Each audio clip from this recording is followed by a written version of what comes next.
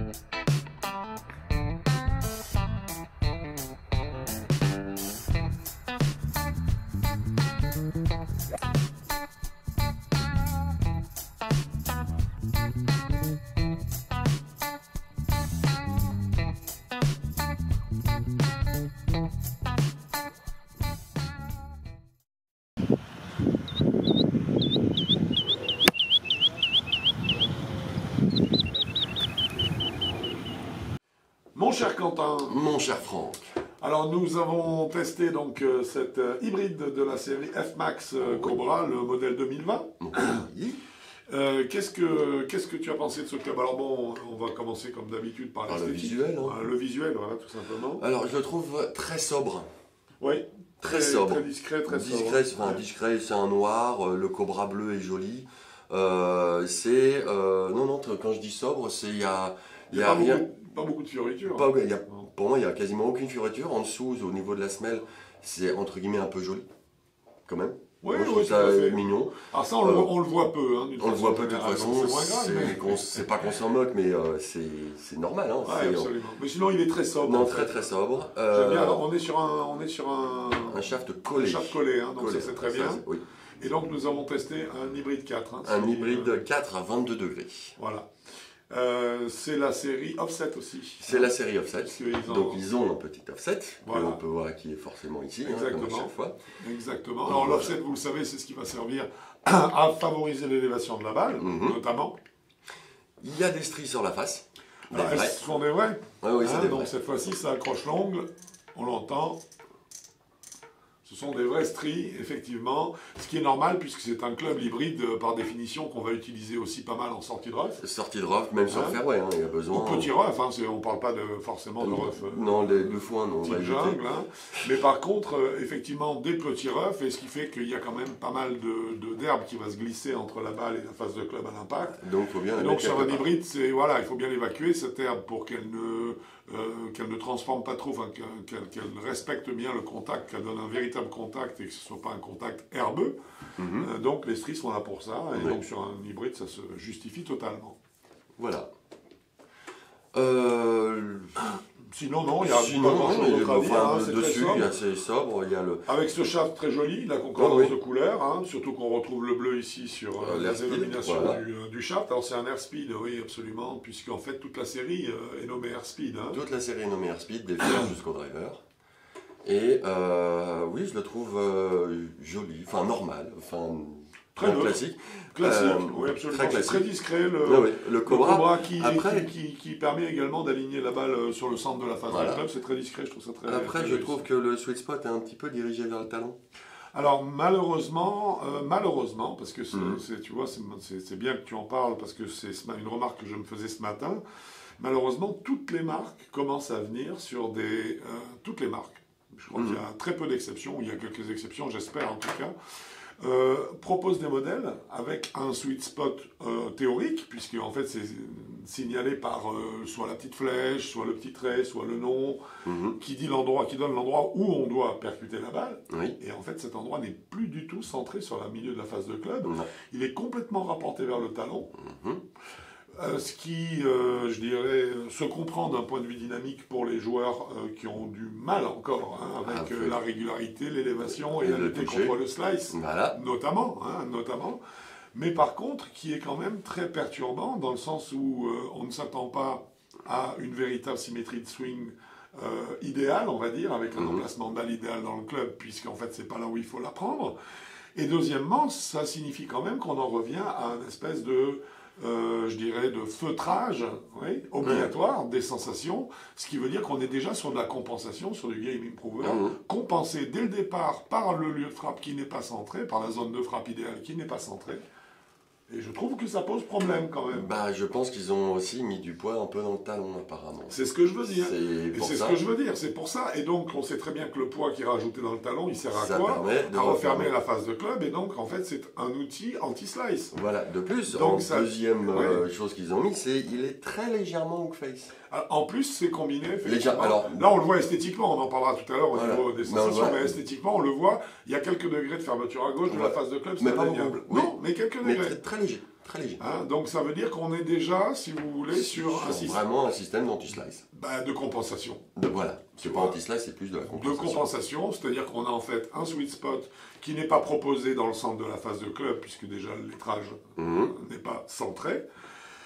Et ensuite, donc effectivement, un ajout de masse dans le talon, qui est la zone dans laquelle on propose de percuter le club pour favoriser. Bon, bref, entre guillemets, ce sont encore des clubs qui des clubs truquent un peu, qui vont dénaturer un petit peu, je dirais, les paramètres du swing. Voilà, initiaux du swing, exactement. Voilà, donc quelqu'un qui joue avec ce style de club dès qu'il va se retrouver avec des clubs de, entre guillemets, de meilleur niveau, ou on va dire plus neutre, avec un poids du club, un poids de tête de club un peu plus centré, etc. Il aura l'habitude de la prendre dans le talon, et là ça va faire tout bizarre. Oui, mais absolument, donc ça c'est bon, il faut le noter, en tout cas il faut le noter parce qu'on peut pas... Après bon, tout le monde n'arrive pas à un niveau en dessous de 12, donc...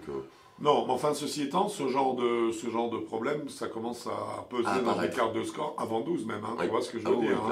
Donc bon, il faut bien, je dirais que c'est là où quelque part, quand on va définir la gamme de joueurs, il va falloir être très attentif de votre part, parce qu'il faut bien comprendre la façon dans laquelle le club fonctionne pour que vous sachiez s'il vous est adapté ou pas. Voilà. Alors, au niveau dynamique, qu'est-ce que tu as ressenti avec ce club? Alors, tout d'abord, super léger. C'est vraiment le truc, là, c'est la gamme F-Max, là, ils ont alors voilà, c'est ce que j'allais dire, on peut l'étendre à l'ensemble de la gamme, tous leurs clubs sont d'une légèreté, hyper léger. Ce qui fait qu'en swing weight, on se retrouve d'ailleurs assez bas. On se retrouve assez bas, alors là, si je ne me trompe pas, on est en C8. Voilà, donc on est carrément sur du C, c'est dingue, c'est un club qui va aller dans le rough. Oui. Tu comprends ce que je veux dire? Tout à fait. Avec un swing weight aussi léger, mais c'est d'ailleurs l'objet de l'éditorial d'un des éditos qui va se trouver sur le site, ou qui se trouve déjà sur le site, c'est qu'effectivement, on est un allègement terrible des clubs, donc en fait, on se retrouve avec un abaissement des swing weight qui est affolant. Il y a quand même certains coups, il faut bien le dire, où ça pose problème. Oui. Notamment dans les traversées de rough, où on va avoir une résistance importante, où là, on a besoin de masse pour faire passer le club. Oui. Et à l'autre bout de la gamme... les wedges. Eh oui, les sandwich. Parce que faire une sortie de bunker... Oui, avec une club super légère, parce qu'on a un swing weight qui va commencer à s'approcher du D0 ou du C9 alors qu'on devrait être en D4. Oui. Là, ça pose problème au niveau du dosage, tu as intérêt à avoir du toucher. Donc, je veux dire, c'est quand même... Mais il se trouve que ça a permis de créer de la vitesse pour la plupart des joueurs, que ça favorise une mise en mouvement facile du club autour du corps pendant le swing. Donc voilà, c'est la norme.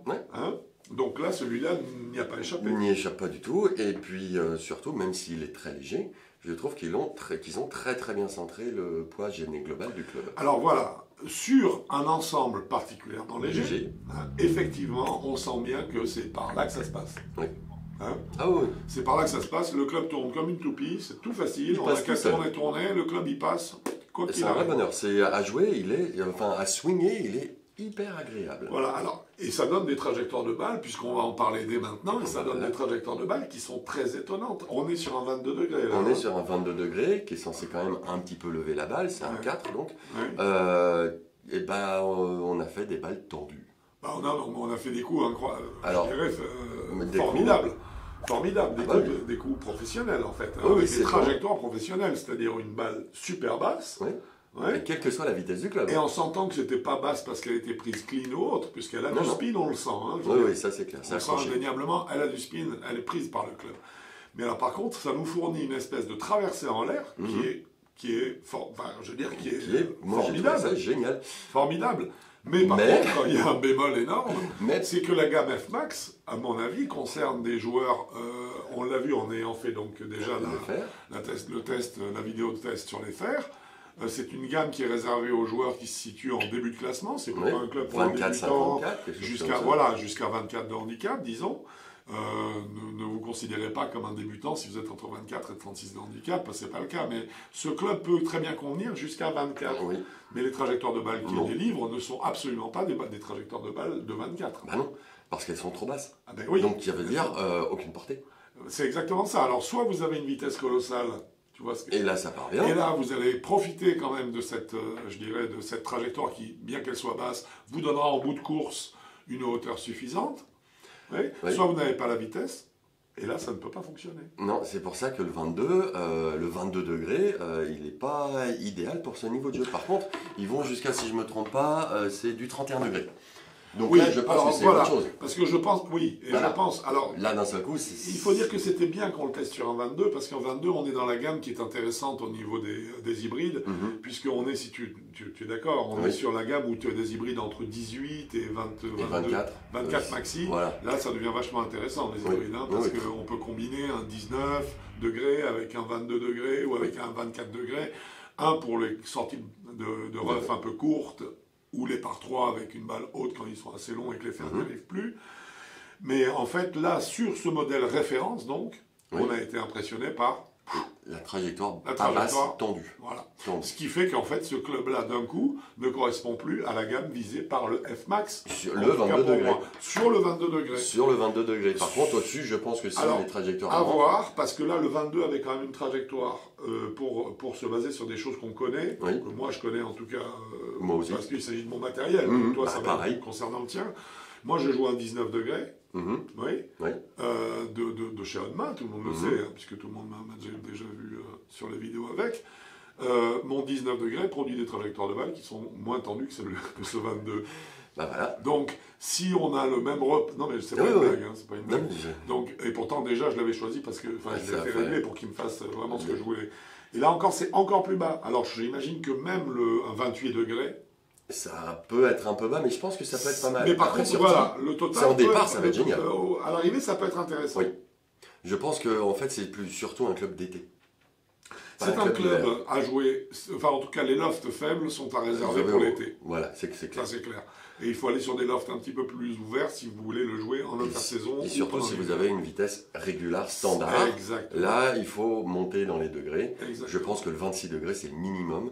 Si vous avez une vitesse régulière, une vitesse normale, la vitesse moyenne de tout le monde, là, la balle va s'élever plus, il y aura une meilleure portée et ce sera plus joli à regarder. Là, la balle tendue du 22, quand on faisait des vitesses entre 80 et 85 miles, bah, la balle, plouf. Oui, c'est ça, il faut de la vitesse. Voilà, donc celui-là, il faut de la vitesse. Mais sinon, sinon c'est du bon matériel. Alors, justement, au niveau des trajectoires de balles, donc, on va en parler, on sait qu'elles sont basses. Par contre, latéralement, je l'ai bien aimé, cet hybride, parce que je trouve qu'il compense bien. Il est assez tolérant, mais il permet quand même de travailler un petit peu la balle, avec des effets un petit peu volontaires dans un sens, un petit peu. Alors, ça feutre beaucoup, on est en pleine tolérance, ça tolère énormément. Oui, ça tolère, mais il n'y a pas beaucoup de feutrage. Feutrage, non, c'est le mot juste, c'était tolérance. C'est pas plus que feutrage, parce qu'en fait, le toucher est nickel. Le toucher est franc, il est sec, il est franc, il est bien. Et ça nous revient bien en plus. C'est tout de suite, on sait si on l'a touché un peu dans la pointe ou dans le talon, on s'en rend compte tout de suite. Absolument. Donc ça, non, au niveau du toucher, rien à dire. Niveau tolérance, par contre, c'est bien, mais sans empêcher de faire le petit effet. Et ça, je trouve ça appréciable. Là, ça fait les effets, donc d'un seul coup. On peut travailler un peu, c'est agréable. On peut le travailler, mais en général, pour le public visé, ça ne se travaille pas beaucoup. Et alors, le problème est encore là. Voilà. On retombe encore sur la même chose. Oui, on retombe sur la même chose. Bon, voyons un petit peu au niveau data. Qu'est-ce qu'il nous a donné, ce club ? Au niveau data, un hybride, donc cet hybride-là, nous a fourni un smash factor de 1,51. Ah bon, alors c'est colossal, hein, bien sûr, c'est colossal. C'est magnifique. Puisque normalement, vous le savez, le smash factor s'arrête à 1,50, mais de temps en temps, il arrive que la prise de balle soit telle qu'on dépasse en fait l'idéal. Ouais. Et là, ça arrive le plus souvent avec le driver, bien sûr. Hein. Par contre, là, y arriver avec un hybride... Ah oui, c'est pas tous les jours. Non. Puis surtout, on avait une bonne moyenne de 1,46. Voilà, et surtout, c'est ça qui compte. Hein. Il y a eu le coup exceptionnel, mais par contre, il y en a eu plusieurs. Ouais. Mais par contre, ce qui est vrai, c'est que globalement, on était très haut. 1,46, 1,47. Ouais, hein. On était dans ces eaux-là. Donc, ça veut dire que le rendement est bon. Alors, on n'a pas eu, bizarrement, mais on l'a joué dans des conditions aussi un peu fraîches. Un peu fraîches, hein, parce qu'on n'était pas très loin de zéro, en fait. Hein. Bah, on était à 2. Voilà, il faisait 2 degrés. Donc là, il est vrai qu'il y a eu tout de suite une grosse répercussion, en fait, sur les longueurs que les balles ont parcourues. Parce que les chiffres sont les chiffres. Une vitesse un smash factor de 1,51, ça signifie que la balle part 1,5 fois plus vite que le club ne passe. Et ça se traduit forcément par la distance supplémentaire. Or là, nous n'avons pas noté cette distance supplémentaire. Non. Je ne peux qu'imaginer à ce moment-là que ça vienne effectivement des conditions de froid, puisqu'on sait que plus il fait froid, moins la balle vole. Oui. Et je pense aussi que c'est lié à la légèreté du club. Alors, deuxième problème, c'est super bien que tu en parles, c'est très vrai, c'est qu'en fait, on se retrouve quand même, et c'est là où quelque part l'allègement des clubs aujourd'hui va trouver ses limites, c'est que dès qu'on arrive à des poids totaux de clubs qui sont si bas, en fait, eh bien, il est évident que dès qu'on passe une certaine limite, la vitesse peut être grande, mais la masse n'est pas suffisante.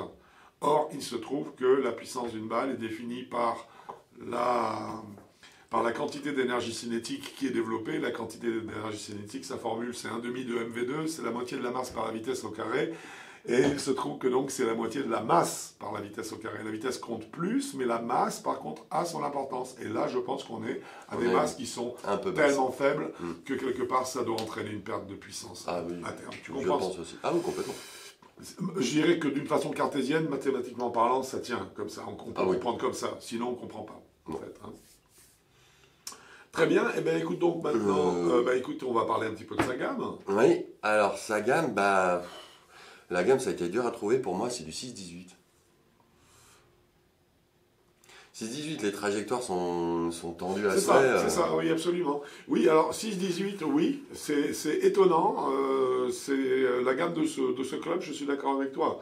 Donc on est sur du 6-18, ce qui fait que ce club, en fait, ne correspond pas à l'esprit F-Max.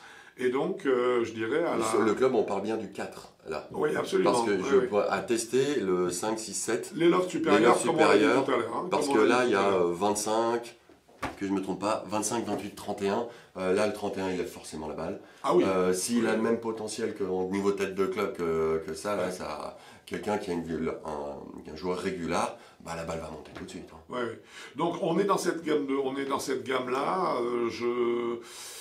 Alors, ça nous met sur notre étape suivante, qui est la note. Si tu veux, ça nous met dans une position qui est difficile. Parce qu'en fait, le club en soi, c'est un club qui tout seul vaudrait, pour moi, il vaudrait un 8, ce club-là. Parce que c'est un très très bon hybride. Monter sur un autre etc.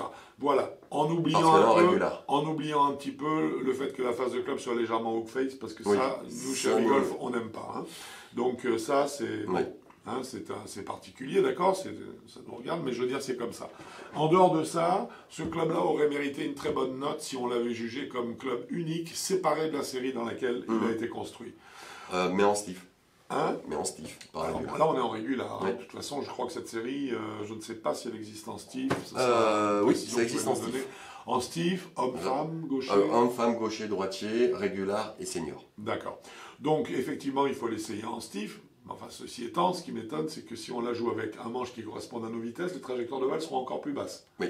Parce que le stiff fait moins monter la balle que le régular. Et ça fera du tendu de chez toi. Le point de flexion est plus haut généralement, donc en fait, ce qui fait des balles plus basses. Donc là, on va se retrouver avec des balles qui vont encore descendre. Ah là, pour l'hiver. Donc le club en soi vaut une bonne note, mais pour moi, comme il est totalement, je dirais, hors sujet par rapport à la série, je vais lui mettre 7 sur 10. Pareil. À cause du hors-sujet, c'est dommage, parce qu'il envoie des stingers. Hein. Ah, c'est un très bon club. Si quelqu'un, mais seulement, c'est pas un club de la série. Le 4, on parle du 4. On parle bien de On celui-là. parle du 4, alors que les autres, à mon avis, s'ils sont du même acabit, ça va partir tout vite, très vite. Oui, mais donc en fait c'est pour ça qu'on va rester sur le 7, sur celui qu'on a testé. Oui, parce que en fait le club est très bon. Cobra d'ailleurs est spécialisé un petit peu dans ces hybrides et ils font des modèles hybrides qui sont très corrects. Mais par contre là on a un problème de gamme en fait. Il y a effectivement un sujet. Combien ça coûte, dis-moi ça? Ça coûte 199 €. Donc c'est pas très cher. Non, c'est honnête aussi. Donc ça c'est bien. Un prix parfaitement honnête. Très bien. Eh bien, écoute, je te remercie, mon cher Quentin. Mais je t'en prie, mon cher. Et puis, à bientôt sur avigolf.com. Sur un parcours. Exact. Bon golf à vous. Au revoir.